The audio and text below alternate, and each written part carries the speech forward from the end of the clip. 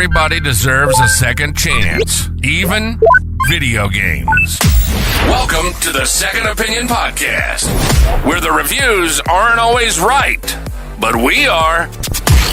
We're here to give you the gaming takes you didn't know you needed. We've been deep in the gaming world for 17 plus years, covering all the news, releases, and drama in the gaming world, and having a damn good time while doing it. Just because some website gave a game a low score doesn't mean it's a fail in our book. We're all about giving games that second chance, diving back in where others quit. And we should probably tell you that we're real and we're very loud and opinionated, and 90% of the time we're completely off topic. But that's why you'll love us. This is your Second Opinion. Now, here are your hosts, Toaster, Celeb, and Bolts.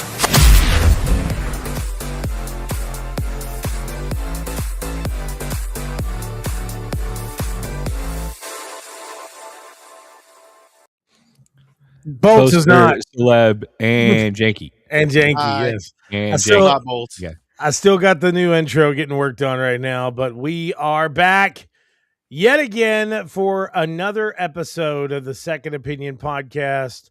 So excited to be here. We are here with episode 401. I'm joined by Toaster McGee, former world-renowned astrophysicist. Yes. There was a controversy. The less we speak of it, I thought you were going to tell us what the controversy was, but That was the controversy. it was just the fact that there was one. I found a black hole. No one wanted to listen to me. And nobody wanted to listen to me. And I said to the NASA director, hey, it is as big as your mama. Oh, man. Also joined by the one and only Mr. Janky, our CRO, which is Chief Recasting Officer. damn right I am. I'm here to make sure that, Bolts becomes Janky at some point. That's right. That's right. It will happen. You motherfuckers are under compliance now. Bro, we see Janky next week. His head is shaved. And he's Hey, we should do we should get Mr. Bolts on the Bolts, show, put a wig on him, and then put a bald cap on Janky. And have the worst Wayne's World special effect, and then suddenly Janky just emerges I have succeeded. Oh my and then God. that's how we debut the new intro. Janky is like the Vision, is like Vision, and Bolts is like Ultron. Dude, did you Janky's see new the trailer for the Vision? Yes, bro. Did you see James Spader's fucking beard? Man, his beard's fucking out to here. That's really the only way that we can make people know that that's a human version of Ultron. Give him some big ass burly beard. He's the most on conspicuous TV. man I'm not ever. shaving my beard. Oh my God. But no, big shout out to all the previous co-hosts. Bolts was just a busy man, but hopefully we'll be able to get him back on sometime soon. We're going to have another previous co-host on here. Mr. Skelly is going to come on and join us. And we got a couple other people too, like Andre Tipton and a few other people that are going to join in. But this last episode was pretty great too. We had, my God, my mind is messed up. We had Sean Stillman on the show, who's one of the returning writers and reviewers for Cinelinx, and it was a pretty good show. It was a good episode, yeah. But much better without We my discussed face, why for sure. little British children are creepy. yeah, we did. We talked about why British children are creepy. Before we get too far into jibber jabbing, let's talk about what we've been gaming. Yeah. What we've been gaming, Toaster. Well, season 2 for World of Warcraft Midnight has dropped.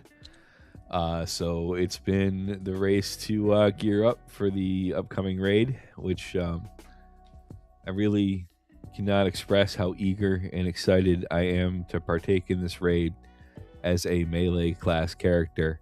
I'm looking forward to the amount of shit that's going to be in the hitbox that I can't fucking stand in. Because the poison in this game, it fucking hurts. Like, if you don't stay on top of it, you look and then bent, you're dead. And you're like, what the shit? I got one-shotted because a snake spit on me? What the fuck? But yeah, so I've been doing that. I've been playing a little bit of Dragon is Dead, which I'm on like a really like big 2D side scroller Metroidvania kick lately. It's like a happy, comfortable place, and I really wish there were more games like it. I played Vigil. Dragon is Dead. I mean, I'm back to playing Symphony of the Night as well. A little bit of not Bloodborne, but Bloodstained. Ritual of the Night, Bloodstained, Ritual of the Night, yeah. Great game. And really, I think it's all just prepping for fucking the new Castlevania game that's supposed to be coming out. So, I didn't hear Hollow Knight on that list. What's that? I didn't hear Hollow Knight on that list. No, I have a limit for games that want to make me throw a controller at a TV. So Hollow Knight,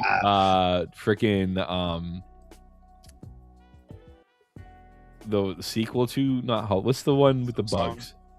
Yeah, no, both of those. No, I tried. They're hard. I don't like them. Why? Yes. Silk Song is a pain. Like, I like hard games, and even Silk Song, I'm just like, okay, hold on, I really got to lock in for this one. Really? Oh yeah, Hollow Knight was like one of my comfort games, so it's definitely like unforgiving, but something about the atmosphere of that game, I can just log in. Oh, they're both beautiful jump in games, and just walk around like forever. I really love the return of that kind of game style with today's input on the controls and everything. Same. Like, I really wish Konami would let somebody remaster Symphony of the Night and give me like could you imagine that game animated like Shinobi? That would be crazy to have that different style of animation with it. I mean, it would make it almost feel like a brand new game, even if it had all the same context as the last one. Yeah, no, just give me just do what you did with Diablo 2. Just fucking reskin it in like high definition graphics, because you didn't, or the same thing that they did with Oblivion. Oh yeah. Just don't change anything about the game. Just uplift the graphics, man. Yeah. And like I've been trying to play Rondo too, which was but the game, like, Richter's a slow motherfucker. Like, his movement speed, it's when you after playing like Alucard and Symphony, or playing Miriam and Bloodstained, or any of the, like how quick they are, and then Richter's just like, I'm gonna walk over here and hit you in the head with my whip. He's kind of a tank. I'm gonna walk over here and like, all right, come on, dude, like, just jog. chop, buddy. Maybe it's the fate of the world. Come on, let's go. Kind of important. Yeah, a little bit. Something might be going on. I'm just biding my time until freaking like a week, 2 weeks from now, because freaking it's just September. Destroy my wallet. Time. With Onimusha, E-Day, freaking Blood of the Dawnwalker, which, as soon as they're like, some of the devs from Witcher 3, you had me at hello. Yeah. And the more I read about Blood of the Dawnwalker, Man, the more I'm intrigued. the gameplay looks really, really good, bro. Well, also, like, the story, the mechanics of the game. Yeah. Like, there's a lot. That timer that they have. Yeah. Like, that's awesome. I love games to do that. I watched a recent gameplay video to where somebody was talking about how they had to take on these enemies, and their health was like fairly low, but they were killing these people to save this one person or something. And then after they got the information from the person they saved, their life was really low, so they were like, well, I can't die. So they like sucked the blood out of that guy that was like, hey, thanks for saving me. Gave him all of his information. Then he was like, okay, well, sorry, I got to kill you now, bro. I am still a vampire. Yeah. But it just looks really cool, man. It looks super unique. I also finally caved, and I gave in to the sweet, sweet siren song. Oh, no. Shepherd. Yeah. I started off a Mass Effect game again. Nice. which is I'm crazy. debating on modding it though, because I am playing on PC. So what are you gonna mod it? I don't know. I'm gonna look into it. I want to see if there's some ways to improve the graphics. Oh, I don't know. A male shepherd with big naturals, maybe. No, I'm playing as Fem Shep. Like, I mean, you who know, doesn't, right? I love you, Mark Muir, because I played as male Shep my first playthrough. Yeah. And big shout outs to Jen, our PR or used to be PR manager and now head of travel Gen Media. But she got Mark Muir to show up on the 16-Bit Assassins podcast with me and my friend Dunny McGee. That's so cool. And we were trying to be like super cool about it because we didn't want to be like, hey dude, can you do it? But like as he was about to take off, he was like, do you want me to do the line? I was like, well, we're gonna he's like, you guys want me to do the line? I'm like, yeah, we do. He's like, this is Shepard and the 16-Bit Assassins is my favorite podcast of the Citadel. And we're like, oh my god. I don't know where the clip is though. I think I've lost it with the number of computer moves that I've made. But yeah, dude, it was pretty sweet. But yeah, it was playing more as Fem Shep this It was time really around. cool, bro. Yeah, sounds positively legendary edition. Yeah, Mass Effect. We had R.A. Salvatore on the show too, once. Yeah, that's sick. He lives in Massachusetts, and he's actually he's a teacher, and so yeah, you just asked him one question, and he literally took off like a creative writing professor. It was great. But because I was totally like, I mean, he's like the George Lucas of like books for me, because like between him and Margaret Weiss and Tracy Hickman and who wrote Kaz the Minotaur, because that was the first Dragonlance book I ever read. I don't know. But yeah, like I knew Weiss and Hickman, but that was about it. No, Caleb will tell you how big of a nerd was, because we met the voice of Claptrap at a PAX. Yeah. Who is David Eddings, the author's grandkid. Oh, yeah. Really? Yeah. And the only thing I could focus on was the fact that he was David Eddings' grandkid, because I loved all of David Eddings' books at the time. Like it was. Yeah. He's over here trying to talk about sphincters, and you're like, "Come on, man, I don't care." Yeah, no, like, hey, your grandmother wrote those books. That's fucking awesome, dude. It's like, yeah, but I'm the voice of Claptrap. I'm like, yeah, but that. I said sphincter a lot. It's funny. Yeah, David Eddings was awesome, man. He really was. I'm sorry for the random tangent. No, it's okay. It's what we do here. Wow. So what have you been playing, Janky? I've been on a Star Wars kick lately. I picked up good fodder for the Second Opinion podcast, because I picked up Star Wars Outlaws finally and decided to give that a run through a little bit. I don't know what everybody was so mad about. This game's got some problems. I will tell you what everybody was so mad about. Well, the main character has breasts. Yeah. Or is it that she doesn't have enough breasts? I couldn't quite figure out where it's they one or on. the other. Like, Yeah. why not both? Is pretty much what the internet basement trolls were all pissed about. Because I fell into that same trap. I got it. And I was like, this game is actually pretty badass. It's definitely one of these games that I would say, like, it frustrates me in some very serious and legitimate ways. That especially the first planet, when you're driving around and you're like, all the objectives are on these plateaus. I'm like, okay, well, let me just try to get up here. And then it's like you have like one entrance to get up, and there's like 4 different ways that you can get back down from the plateau, but you cannot get back up. You cannot go up in the down way. So I'm like, oh, that's a way I can go up. And then I try. No, can't reach that grapple point. Or, oh, here's a way I can walk up. Oh, no, this incline is larger than 45 or sharper than 45 degrees. So I just fall right down. Okay. And then you finally find your way up. Like, oh, and this is guarded. Great. So I thought this was a stealth game. Oh, well, guess I'm shooting this guy. Damn. But yeah, I mean, like the presentation of it's really fun. Like the concepts, like the way that you play off like the syndicates against each other is really cool. The dialogue is hilarious. I've just been really pleasantly surprised by it. But I've taken a break because I have too much ADHD to just play one game at the same time, and I'm balancing between that and another game, a much more like lauded game that I had never actually sat down and finished was Star Wars Jedi Survivor. On that vein of Metroidvanias. Oh man, hey, Jedi Survivor was such a good game, dude. God, it was so good. Everything about that game from start to finish was just great. I've only just got into it, but I'm really enjoying it. I really like this guy with the jetpack. I hope that him and Cal are like fast friends forever. He seems pretty cool, and like the dude, or not the dude, I mean Grease. Whenever I just met up with Grease again, so I'm like super early, and I was shocked at just how like kind of like emotional I felt over those guys reuniting.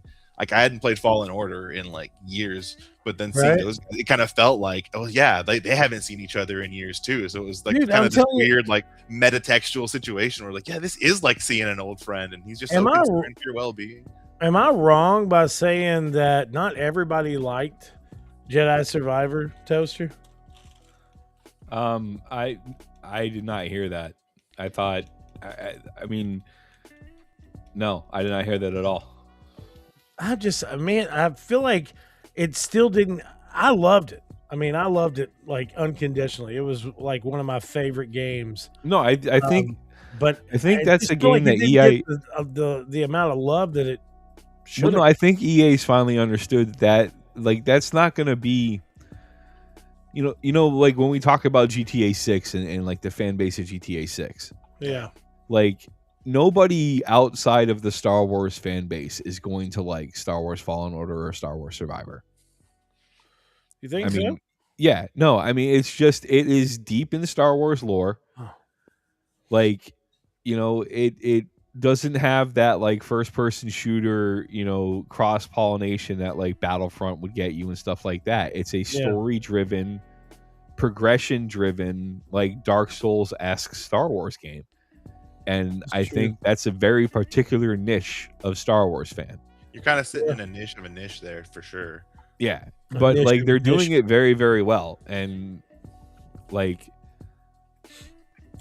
yeah, I think that like one day I would love to get the person behind Jetpack Dude on this podcast, if possible. I remember he did. Where did you say you were at in the game, Janky? Very early. I finished the tutorial, and because I like to just really wring out every last bit of whatever I can find on a planet. So I got to this first like planet where you meet up with Grease again, and I've spent hours just like crawling every little area I can all the way up to that because I'm like, I don't want to miss a single thing until I get. Once I get him, I'm gonna keep moving on. So I don't want to like miss anything. So yeah, I've only just now like started off where like kind of like where the meat of the plot starts to kick in. Like now I have like I'm sitting here at this base, and I get this cantina, I should say, is like the new base of operations, I assume. Yeah. And this guy, Turgle, he rules. Yeah, bro. It's really, honestly, it's such a good game, dude. And like, I'm not gonna give away much or anything. I just like, there's a point in time that you can do these. Like, I guess you can kill bounty hunters that are chasing after you or something. And dude, that's just like some of the favorite moments that I like out of all the moments I've had in gaming. Like some of the moments they're showing on this game have really kind of tightened my list down to like a shit ton of them are from this game. Because man, there were so many cool things about this game that were just fuck that room right there though. That room they just showed, that room could go. I love that instant trauma flashback. Oh my god. Oh yeah, so weird seeing that dude.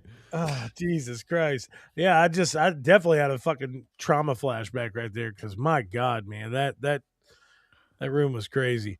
You'll find out soon enough. I'll get there. Thank you. It's been a very long time since I've talked to the dude, but the guy that plays Jetpack Guy is a friend of mine.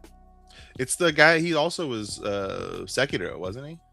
Yeah, he was in Sekiro. He was also Captain Ransom in Bad Batch, or Admiral Ransom in Bad Batch. That's awesome. Night Reese in Fallout 4, Charles in Red Dead 2. I think Bethesda's or Obsidian's got him on freaking speed dial. He's been in a bunch of like he's in Outer Worlds. So I'd love to see if we can get him on this show one time. Jeremy Toaster, didn't y'all go to school together or something? Yeah. Yeah, that's what I was thinking. That's cool. But anyway, so gaming wise, man, we've been on the podcast for a little bit, 20 minutes now. Gaming wise, I've been playing a lot. There's been some games. There's like 3 games I'm playing right now that I can't talk about until a certain date. But one game that me and Dante have been playing a lot recently is Minecraft, and we've been playing the recent Fortnite update, which we will get into in just a second. But that's really kind of it, honestly. I mean, things have just been going, and we've been busy. All of us have been busy living life. But in this news segment, the very first news segment that I'm going to talk about is the Fortnite launching of the new gamer season Override. So Fortnite's recent season is now called, or the most recently released season is now called Override. And in Override, it's a big video game themed update to the game. That seems kind of meta. Huh? That seems kind of meta. Yeah. It's not even the first time, is it? We're going to be a No, video it's game not. update to a video game. Yeah. So they did a lot of the characters that are being featured in this are Pac-Man and the Ghost. Then they've got Tetris in the game. They've got a big section of the game that's all based around Mega Man, and you see Dr. Egg in the game as a character that you can fight against, and all different types of really cool elements that are all roughly based around video games. But it's I don't know. I mean, I guess this is why I always kind of go back to what I had said before about Fortnite is they kind of just have this element about them that, I mean, obviously they do a lot of contracts with a lot of different people to have these characters and stuff featured on their game. But like to constantly change the game in the way that they do, have characters like Crash Bandicoot and Spyro and stuff in the game. And like when I first originally saw this trailer, I was thinking, well, how is this going to work in game? But as we've been playing it, it actually works really well. There's a huge section of the game that's all based around Sonic. So like you can actually pick up Sonic speed and stuff. And then they have these sprites that you can pick up all across the thing that are all like will change your style of play. And to get those sprites, you have to walk up to the walls and do like a Konami code. You have to do like up, left, right, down, do these little cheat codes and stuff. And it's really a fun update that they've done. And those, like the Tetris thing, you'll pick up these Tetris bombs and you could throw them at opponents, and like gigantic symbols from Tetris will come down out of the sky and like land near them or land on top of them. And you even have a 1-up coin. If you die and you got a 1-up coin, you just get regenerated. So, but it's really cool. I think that they've continuously kind of changed things over and over and over and over again. But my question to you guys is, with GTA 6 being so close to the horizon, like we're almost there. When that GTA 6 online launches, how much do you guys think that this could affect a game like Fortnite? That, as we've seen, there's a big consecutive player count constantly on Fortnite, but also on GTA Online now. Yeah. GTA Online now is just so heavily, massively played. But GTA 6 is getting a lot of pull of being one of those like really massive games. Janky, do you think that it could affect like player count in a game like Fortnite? I am doubtful. Yeah. Like, I am sure that there will be some like changing of the numbers, right? They're like, it's the big shiny new thing, especially once it drops, and people are going to want to get their meat hooks into it. But when you get down to it, Fortnite's free. Yeah, GTA's $100. Like, there are a lot of people that are much more likely just to continue playing Fortnite and spending whatever little they do there on that game if they spend anything at all. Fortnite still runs on the Xbox One and the everything. PlayStation 4. Yeah. And on iOS and on Android, Your mobile, yeah. Yeah, Like, that's true. Anybody can play. It's the barrier for entry to Fortnite is basically non-existent. And then like on the other hand, you have like GTA 6 where they're locking like game features behind which version of the game you're going to buy. So it's like from an accessibility standpoint, it's hard for me to say that like Fortnite's going to be hit too hard by this, but there will be, it's going to be huge. Like GTA 6 is still going to have gigabillions of people on there as soon as it hits. We all know that's that. true. Gigabillions. That is true. There's going to be a lot of people playing it whenever it launches. Speaking of GTA 6, I mean, Toaster, I'm sure you agree with everything that Janky said right there, right? Yeah, 100%. Speaking of GTA 6, the GTA 6 leaker threatens to give build to millions of gamers around the globe. So this has been an ongoing thing, but according to it's a cyber leak, the GTA 6 leaker group that started all of these drops under I don't even know. I guess started all these drops, started posting all this stuff on social media on a constant basis, saying that they had the game. A lot of people thought he just had an early build, but from some of the stuff that he has leaked out and the things that he has done in the game, I think everyone across the globe that has looked at this realizes that he has a full 100% version of the game, like a full release copy of the game. And it says, according to the group, which has been soaking up what could amount to millions of dollars in crypto funds. It says they have a complete build of GTA 6 backed up in multiple locations around the world. If Rockstar doesn't leave Cyber Leak alone, it'll drop the build, granting access to millions of gamers in a matter of days. So this is really crazy, dude. This is really, I don't even know. I'm like, holy shit. If you needed any more, movie, bro. if you needed any more evidence that we currently live inside some variety, some flavor of cyberpunk dystopia, this hacker conglomeration saying we're holding your beloved video game hostage with a dead man switch is basically all the evidence you need. Oh my god, it's really crazy. It's ridiculous. These guys, they're just a bunch of jabronis. Just alone off of that tweet, how many assholes out there have posted to torrent feeds GTA 6 ISO, and it's literally Gonosipha Herpalades for your computer. Like, let's say, like, even this odds, is it's fucking porn or a hilarious. So this is at like, when did fucking we go video game James Bond? I don't know, man, but I'm telling you, this guy, like, I mean, it's really crazy because he had stated, I think on Twitter, he was like, if I'm not there to turn off the countdown for it, it's going to release it. So y'all better just leave me alone, I'm telling you, or this is going to release. I'm like, what the fuck is happening, bro? Like, this is crazy, man. It really is crazy. I am somebody that does hate leaks. I really hate leaks. And like, whenever I get on Twitter and I'm going to like post stuff about Cineleaks or some of our articles or something that we've done, and like the very first thing I see on there on like the like gamer thread that I'm getting, it's like, oh, here's more videos of GTA 6. I'm like, oh my God, bro, I don't want to fucking see it. I want to like, honestly, dude, like,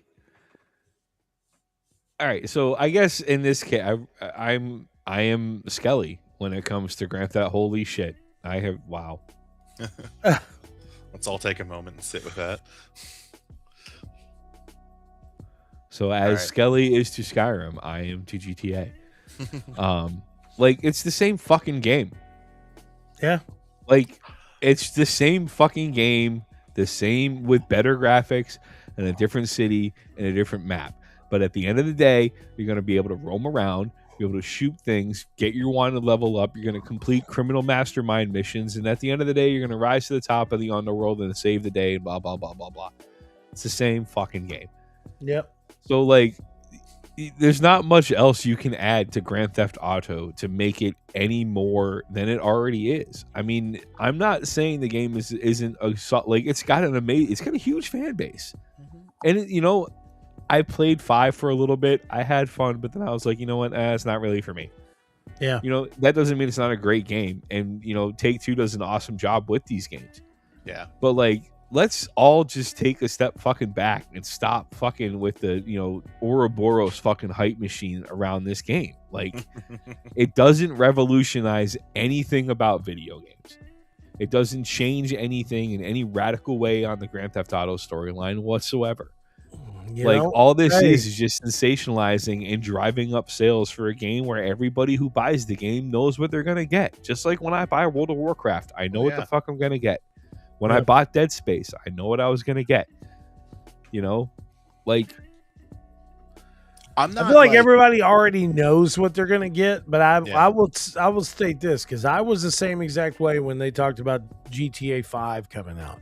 I was like, yeah, it's going to be good, but everybody's like constantly talking about the online. They're constantly talking about how it's going to move here. It's going to do this. It's going to do that.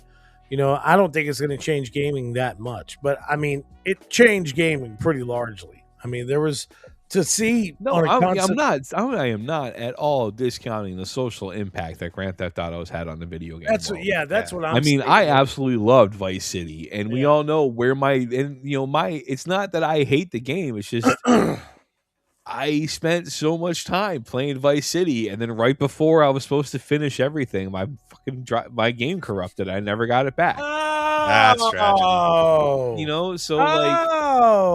Like I said, it has nothing to do with the fact that I don't think it's a good game. It's a great game. It's a great story. It's a great world. So not only are you Skelly, but you're me as well. If you look, but the other thing, and this goes back to like the joke of Toaster. I cannot be the bad guy in a video game. I can't fucking do it. And it's funny, like I had and this is gonna sound sadistic as shit, but I had more fun in Grand Theft Auto getting my wanted rating to 5 and then seeing how long I could drive for. Yeah. Really? Yeah.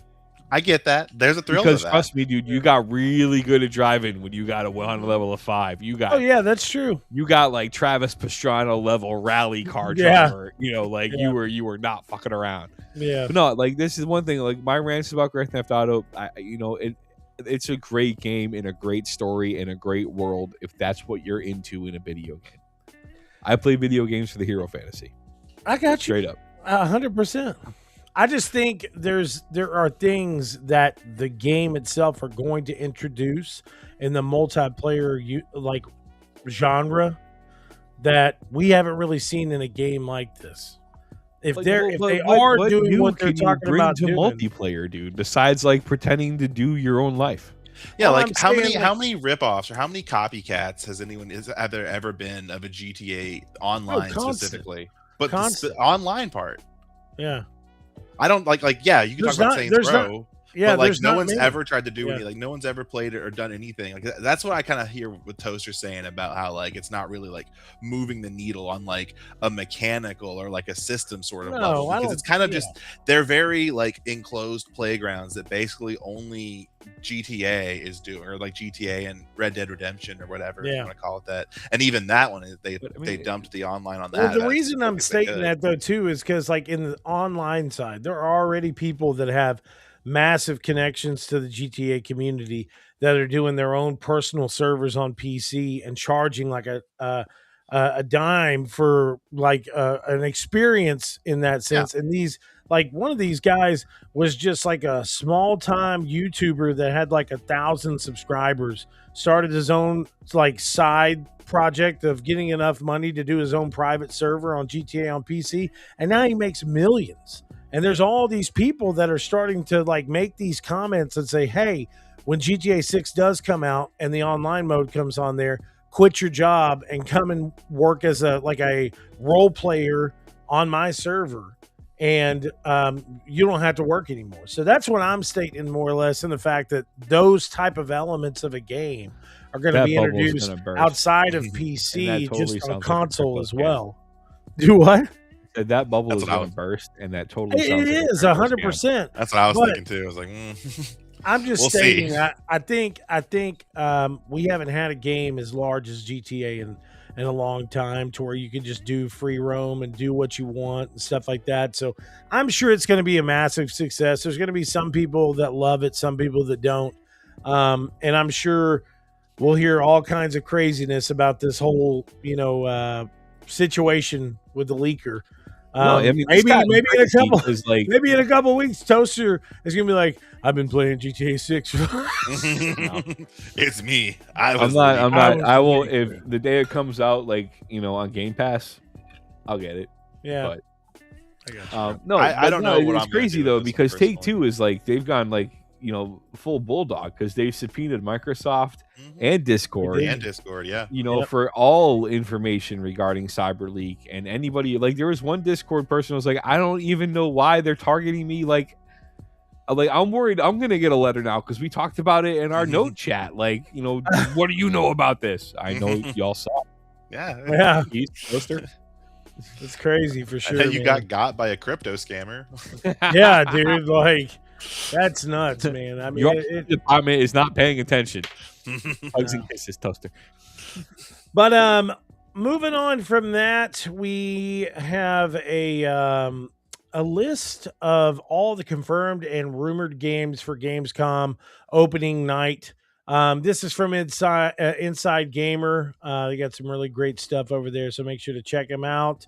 But every confirmed game for opening night at Gamescom at this point in time are Resident Evil 7 Revelation, Metro 2039, Silent Hill Townfall, Tides of Annihilation, Gears of War E-Day, Exodus, Antanta. Then we got Ontos, the Game of Thrones War of Westeros, which I think looks pretty good. I don't know if y'all saw that gameplay. Is that like a hack and slash Game of Mhm. Thrones game? Okay, nice. Showa, American Story, Valor Mortis, Pony Island 2. Now stop the I'm presses. for very Pony Island excited too, about yeah. that. Path of Exiles 2, Monster Hunter Outlanders, Cinder City. How do I say this next one? There's been a million times that I've always said Aeon. Ion 2? Is it Ion? Aeon? I've heard Ion and Aeon, and I've always said Aeon? I one or the other. Yeah, I think I've always said Aeon? Aeon? Just say the letters. Aeon 2. Aeon. Aeon 2.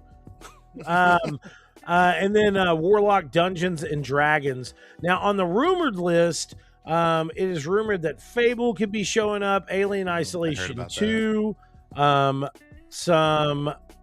couple of games that I'm like, why? Hogwarts Legacy 2, Like that. the new Tomb Raider title, as well as some of these I don't think for sure, but it says Fallout 3 remake, Star Wars Jedi 3, No.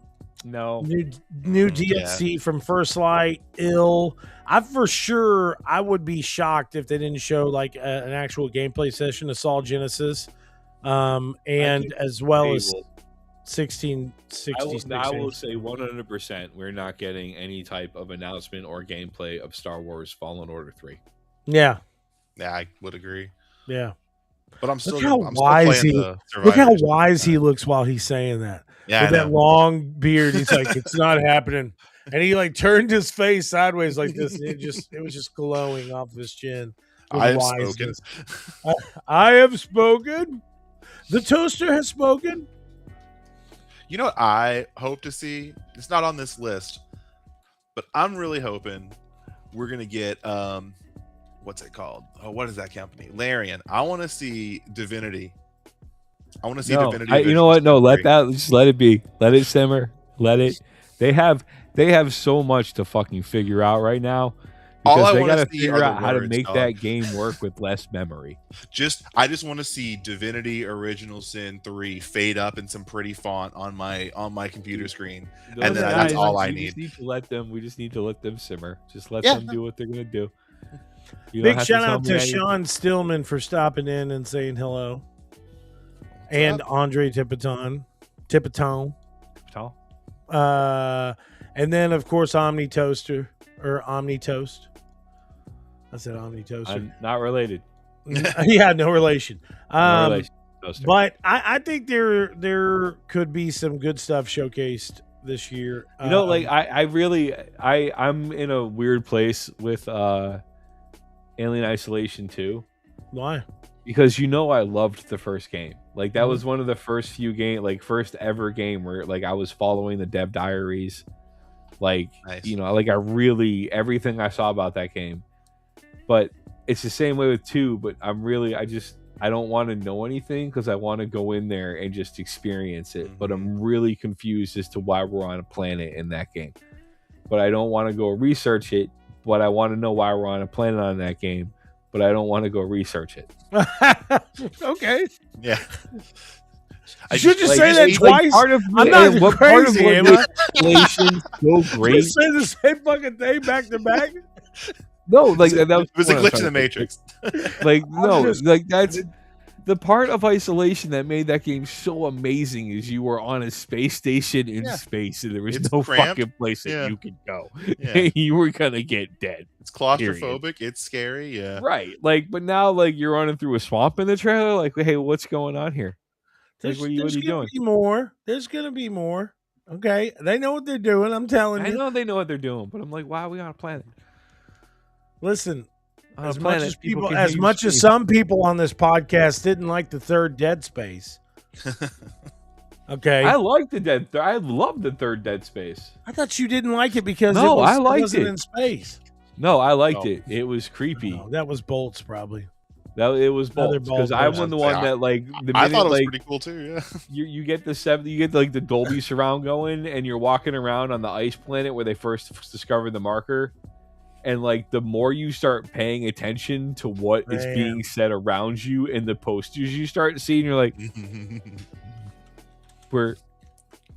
did they get encouraged to kill themselves? I'm pretty sure they got encouraged to kill themselves. The horror in that game was much. I don't like this place anymore. I want to leave. Yeah, and I didn't really think a lot about Dead Space 3. Like in the sense of connecting it to what happened in Dead Space 1 and 2. I tried to just give it its own space, whatever, even though we weren't in space. Yeah, it's like here's a co-op game or whatever. Yeah. It's an actiony, a little more actiony now. Yeah. It just felt different. It wasn't my favorite out of the series. But it kind of did the same thing that Mass Effect 3 did to Mass Effect. Whoops. Gave it an ending that wasn't satisfying? No, just like sped up the gameplay and like turned it, like for instance, in Mass Effect 3, you just could randomly walk by somebody in an area and suddenly you have a quest. They kind of like stripped out some of the like more horror elements and made it, more action based. Is if I had a nickel for every time my beloved horror franchise decided to make the third game in its trilogy a co-op action game instead, I'd have 2 nickels, which isn't a lot, but it is strange it happened twice. It is.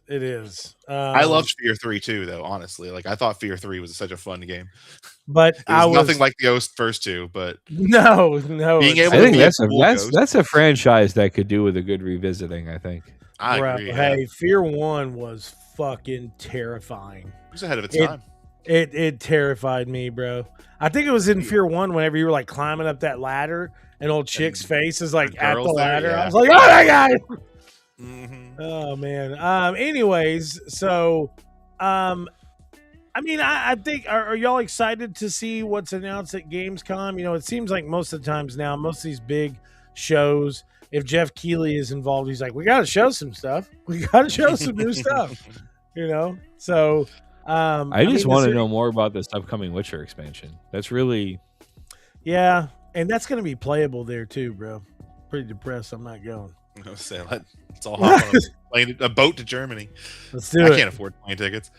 Yeah, right. My God, they're ridiculous. Yeah, I would take a boat. Feel like a second opinion cruise. Yeah. Where are you guys going? Germany. Why did you fly? I'm scared. Reasons. I'm sitting there thinking whenever you're talking about like a cruise, I'm like, we got a big cruise ship, bro. It's gonna be awesome. When I get there, it's like a boat that has like a lower deck. We're on like, a goddamn just enough barge. for us to sleep in there. I'm like, Toaster, you're like, It's like that scene in like every Indiana Jones movie where he just randomly shows up on some weird merchant marine boat or yes. something. I'm like, Toaster. We're all grizzled. We all have beards. We're like, what have you been doing? We've been working the ropes, raising the sails, but we're here for Gamescom. We're going. Yarr. This rigging won't hoist itself. Oh my god, man. But anyways, so I'm excited to see some new stuff. Hopefully, we'll get. I would love to see some showcased gameplay of the new Witcher expansion, as well, of course, as outside of the console gameplay that's already been shown. I'd like to see like a little bit more. I'm not even interested in the gameplay because I know it's going to be The Witcher 3. Like it's like. Yeah, no one played I'm Witcher 3 for the interested in the gameplay in the story first because, place. man, Geralt got a really satisfying ending in my playthrough. Like him and Yennefer are just fucking chilling, man, and he is back in the bathtub with her trying to get a crab to put a finger in his butt. yeah.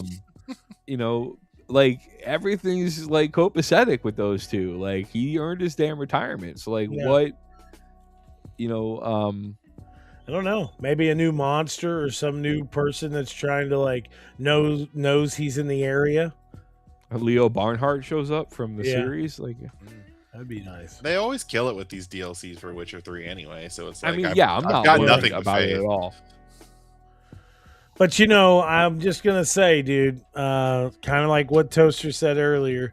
I'm pretty excited about Blood of the Dawnwalker, man. Yeah. Like, I mean, it has that kind of feel as well with like while you're playing the game, I can't help but look at this and think of The Witcher.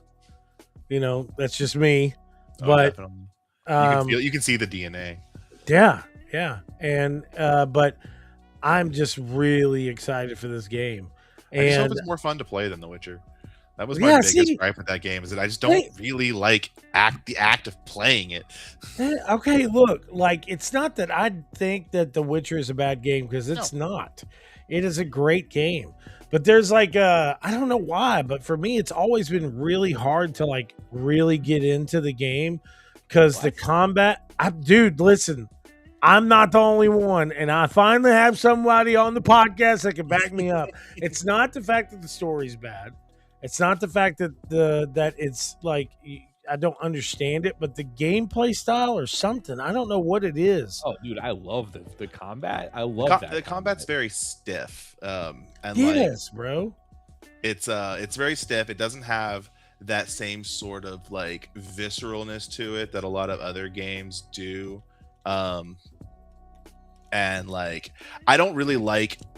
I'm always not very fond of trite phrases, but like I've seen it's like swinging wiffle bats at each other bandied around a lot in regards to that combat, and it's like that is a little. I don't really necessarily feel like I'm swinging a sword sometimes, but like the point of the Witcher games isn't really like just getting in there and fighting. It's about like learning your opponents and like finding the oils and potions to make your fight last 3 seconds anyway. You know what I mean? Yeah.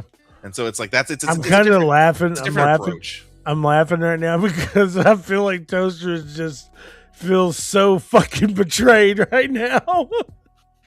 He's like, I'm done with this, dude. I can't do this shit anymore, man. Like, what the fuck are you talking about? That's I disagree with you both vehemently. Oh man. I think The Witcher's combat was very visceral, like especially. What is this game? The Witcher 3. It was Blood of the Dawnwalker. Blood of the Dawnwalker. Yeah. I'm so sorry, Toaster. Like while I was saying that, I was seeing Toaster like looking at his screen. It was like, I was also fighting a boss and Dragon is Dead. Oh, you fucking bitch! I'm sitting there thinking the lock in. Like so, he looks really mad. I love The Witcher 2. I need to go back and play the original Witcher, but I hear that's like a labor of love. Yeah. You know, kind of like how back in the day when you played through the original Mass Effect, you were like, yeah, you're a nerd for Mass Effect. Witcher 1's still my favorite, just a little aside. Yeah, no, I'm not discounting at all. It's just, you know, it's like one of those games where like you personally love it, but like if you try to introduce it to somebody now, they'd be like, well, what is this? No, it's arcane as fuck, yeah. So, but like I played Bloodborne and beat the piss tar out of Bloodborne. Yeah. And then I went and played Witcher 3 and I got my ass handed to me. Mm-hmm. So like, and it is, you know, true. Like part of the whole combat is learning and using the oils and knowing what to use with your opponent. But like, I felt like once you got the rhythm of the combat down, there was a flow to it, and it did get gritty. Like you would chop people's arms off and shit. Yeah. You know, and it would kind of slow down to show you like twirl the sword behind your back and be like, hey, off with your head. Yeah, I don't know. There was something about it compared to like, I mean, it goes back way far, but like go back to like the old Assassin's Creed. Well, I think that's a different style of combat, though. Maybe. Like it's definitely more satisfying. I will tell you, I 100% agree with you with that, because it like I love the fast, flashy Devil May Cry. You know what they've done with the new combat system in Assassin's Creed, like, you know, the parry and block system and getting into this flow of, you know, combat. I absolutely love that fast pace. I think Witcher 3 did have a slightly slower pace to its combat, but it made up for that in brutality. Mm-hmm. I agree with they that. They definitely don't have the same brutality in the new Assassin's Stop Creed. making good points, bro. But I do. I mean, honestly, it's funny you say that, because that was the first thing I thought whenever I played Assassin's Creed Origins. I was like, oh, they're just doing Witcher combat now. Okay, that's fine. I mean, to be fair, Origins, he was fucking brutal. Yeah. And I mean, a Khopesh is not a weapon of finesse. Like, I really felt like they did a really good job of relaying the weight of swinging that sword around in combat. Like that, when you hit somebody with that thing, it was like, ooh.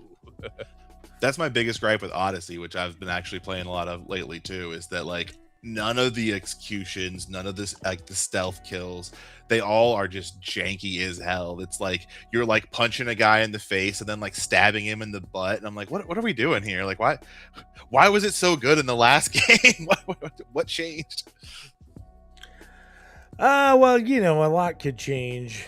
You know, especially like you know, there's been a good couple of times where they have some of these gameplay directors and stuff interchange in between games, and it just like it'll be like the smallest thing, and you're like, what the fuck? This is not the same. Yeah. I'm telling you, listen, like Madden 27, they changed 2 buttons. Instead of being able to change your offensive line style by like holding L1, now you have to hold down L2. And I'm like, why the fuck? What? Like, why not just leave it alone? Why did you change it? That's Madden. There's not a way of going back and binding your fucking shit on console, from my understanding. So why would you ever change the Madden game? I think Madden players explicitly want the games to never change from game to game. I don't know. But I mean, overall, it's still one hell of a game. But speaking of really great games that are getting turned into shows, Dave Bautista is now officially Amazon's Kratos. This kind of feels welcome, right. Everyone. Yeah, it's me. It's our fault. It's me, the chief recasting officer. I took care of it.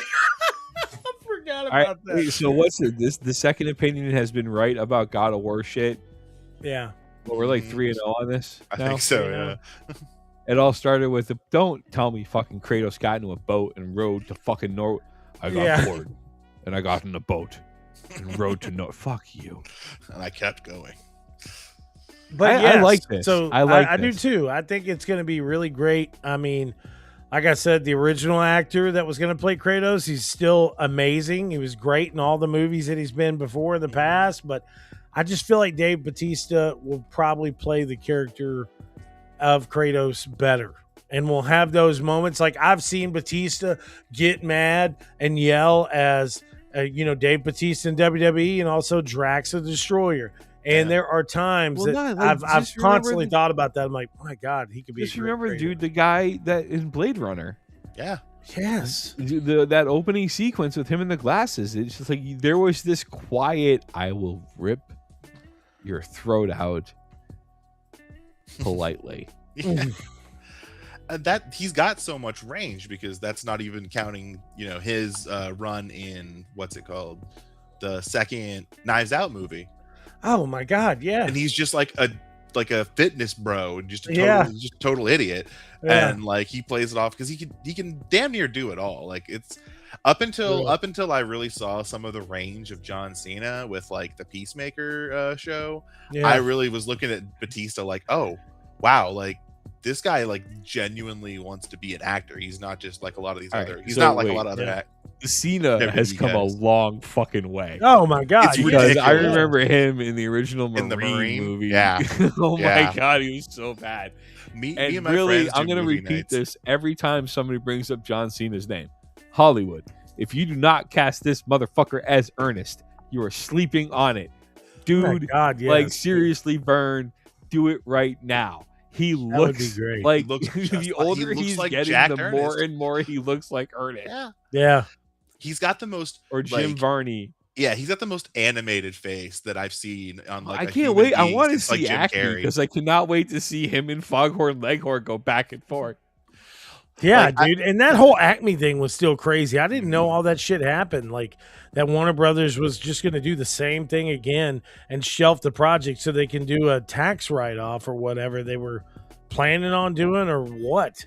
Hollywood accounting, baby. Man, and then they sell the rights to the movie to release it. Like, that's crazy, bro. I mean, how are you going to get somebody to release a movie that has tons of iconic characters from your trademarks? I mean, that's just nuts. But anyways, so this is pretty much it, right? Oh, well, no. My bad. Toaster has something that he needs to speak about. All right, so I have some thoughts too. Jaggie's got some thoughts as well. So if you remember, D&D listeners of this podcast, the two of you that are out there, yeah, we're moving away to analog games now. Yeah, we're going to this little tabletop-y. Which a Cinelink's D&D group might be fun. We should look into that. We should. I have kind of been itching to DM a game again for a while now. So, but so yeah, Gen Con has come and gone, and there were a lot of amazing announcements for fans of Dungeons and Dragons that came in at Gen Con. Revisiting, there was the announcement that they're bringing Star Wars into the Dungeons and Dragons universe, and if that's the case, I am making a Wookiee bard to torment the first DM who decides to include that in the campaign. We'll get Amazing Grace sung by Chewbacca. Take a second for that to sink in, everybody. But and then there was World of Warcraft is being brought in, which is great. I would love to. I can't wait to make my first swashbuckling rogue named Captain Worgen. But really the excitement came from the announcement that they were going to be revisiting Dark Sun. Dark Sun has a huge fan base. Because back when they released it for Advanced D&D 2nd Edition, it was a breath of fresh air, given your typical hero fantasy. Dark Suns introduced a whole lot of controversial topics, along with a whole lot of brand new combat options with psionics and things like that. But this was not a happy realm. Evil has won. There was mass slavery. Brutality everywhere, and whatever heroes remained in this realm no longer were concerned with saving the day, but merely staying alive, or maybe protecting the small group that have collected around them.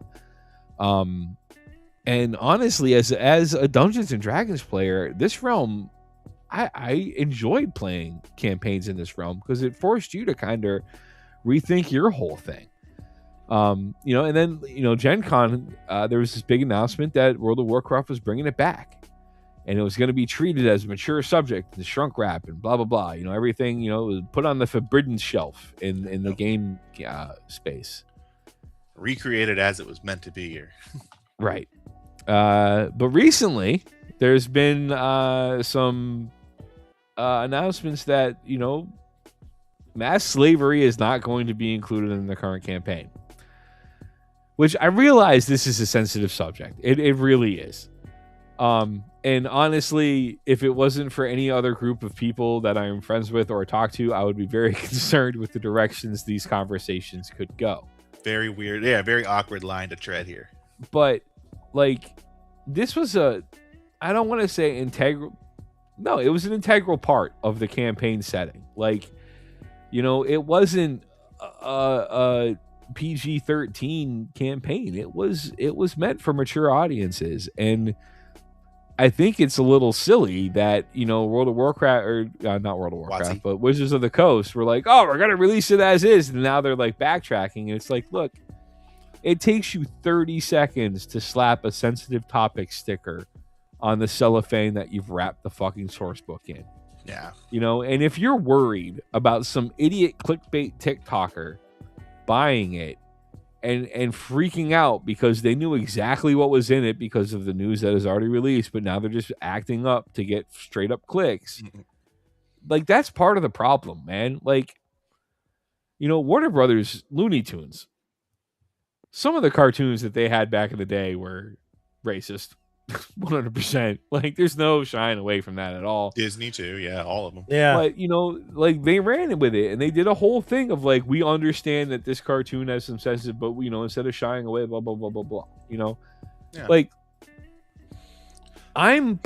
we all as video gamers deal with every time there's a shooting, anytime there's an issue of mass violence, it's always blamed on video games.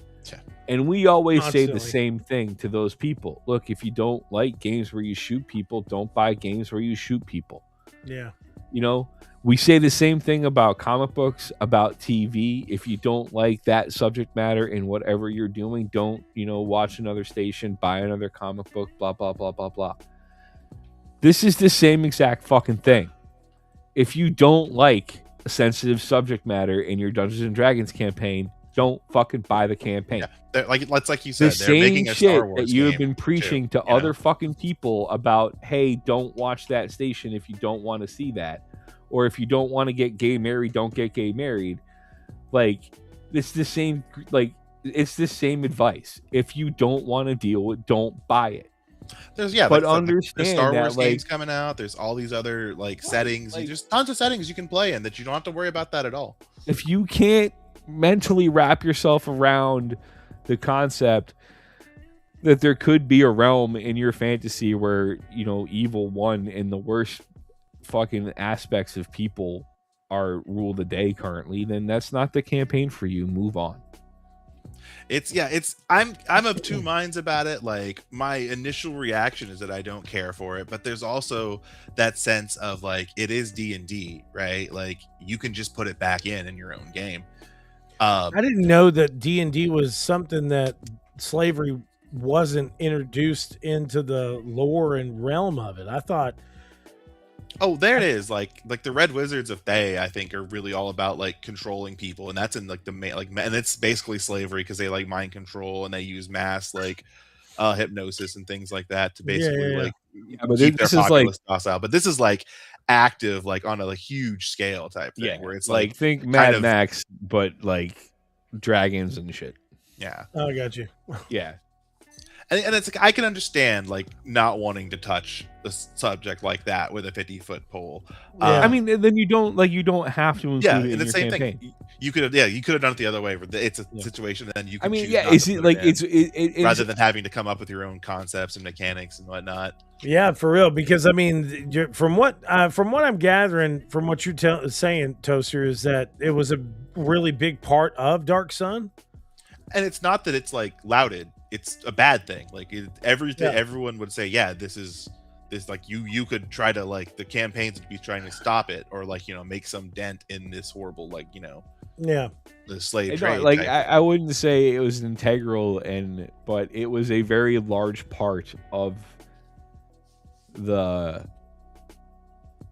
coming up story of the world itself. I got you. Yeah, it was part of the realm building. To what Janky said, there were so many campaigns where if you were playing the hero class that you were trying to, overthrow this or destroy it or in some way rise against it, but like it was part of the backdrop of this environment. Like, Got you. it was like I said, it's a very brutal realm. Evil won, and anybody who was a hero and survived is really just trying to do that now. Like just trying to survive. Yeah, like what gets me is crazy. there's so many good thematic elements in Dark Sun too, that like, and that's part, and that the slavery aspect ties into. Like, one of the things that I love about Dark Sun is that the basically the rulers of the world are the wizards, the mages. They are just like these wizard kings that have like traveling towers that basically like they rule from their moving towers. But like arcane magic, the reason they're so powerful is that arcane magic takes an actual toll on the world around it. To cast an arcane spell, you are like drawing the life force from everyone around you. So there's some very clear parallels to power and like what power does to the people, right? Yeah. Like one guy casting spells just on top to get more power is draining the power of everyone else around him in the underclass. There's a very clear, like, you can make all sorts of stories based on all sorts of real life situations. It's like, there's like a very interesting anti-capitalist bent that you could look at it from, where it's like, yeah, this is like a power literally is concentrating up in the top from these terrible people, and you're playing these worthless souls that are doing their best to like strike back at any small amounts of that they can. But once again, the major aspect, this power of this arcane like spell casting, is something you kind of don't want to touch. So it kind of influences how your like characters, how you build your characters, how you consider how everyone fits in the world. And there's just so many. You just sold me on playing D&D as with Cinelinx, bro. Because like that sounds awesome, dude. We need to do that. We need to do like I don't know how we would do it, but that would be great. Is there a way you could play D&D like with an online board and shit like that? Dude, there's there's Foundry, there's there's D&D Foundry, Beyond, D&D Beyond, Roll20, Roll20. What's it called? Owlbear Rodeo, I think. Yeah, I mean, I'd have to learn how to run Foundry, because I think we could probably use my desktop as the server. But yeah, like if that's something absolutely has been a thing. We can make it happen. Yeah. Look. Maybe we're on a Dark Sun game when it comes out. There's a look. Look where I'm at right now. Oh. Hey, Toaster. What's that? We got him. That would be so cool, bro. We have got to do that. I'm gonna build my character today. Nice. That'd be awesome. But anyways, in the Cinelinx only in the DM. Yes. I don't care who it is. I don't know if we should choose the recasting officer, though. I mean, he's got some power that I didn't even know. I mean, his power stretches all the way to Hollywood, obviously. You'll come to the second session. The one drawback to Dungeons and Dragons, though, is the books are fucking expensive. Mm-hmm. They're like $50 a pop, and the more you start to get into it, the more like if you start trying to like be the DM, or you start getting into like different source books for your characters and stuff like that, because there's so much more beyond your standard, mage, thief, cleric, fighter type or in paladin class. Like there's oath breakers, there's swashbuckler, there's outlaw, there's wild mage, there's sorcerers, there's a cleric of the like. There's so many. There's just like a myriad of just paths you can take, like with your characters. It's ridiculous, and if you really get into it, it becomes a very expensive fucking hobby. That doesn't even like get into the fact that if you buy the book, you don't have like the D&D Beyond digital copy, so like you also don't have the Roll20 compendium copy. So it's like if you want a digital version, it is completely separate from the book, and they usually cost about the same. So you're just kind of you're double dipping. Yeah. That's crazy. It's a tough, but like it's also, you don't necessarily have to have every single book. I mean, not necessarily. You most definitely don't have to have every single book. You really only need like one, maybe two to get started. Wow. And even that, you just need someone to have them. And it's a group game. Yeah, just like a player's handbook and a DM's guide and you need a monster manual. So 3. Yeah. You need a what? Monster manual. Oh, okay. Well, whatever we need to do to get this going. Yeah, we could talk about it off the Yeah, air. we'll talk about it another time. But anyways, this has been another episode of the Second Opinion Podcast. Please make sure to comment, like, subscribe. Check us out on iTunes, Spotify, Amazon Podcast, all your favorite podcast listening tools. And just to be clear, the Second Opinion Podcast does not condone slavery. Hate it. We don't. Not a fan at all. Not a fan. That's what we're gonna get. I keep on thinking about these janky T-shirts. It's like have the word slavery in quotations with a Not a question mark, fan. slavery, and then it just has janky with a smile. It's like not a fan. Oh my God. Anyways, guys, please make sure to comment, like, and subscribe. Check us out at cinelinks.com.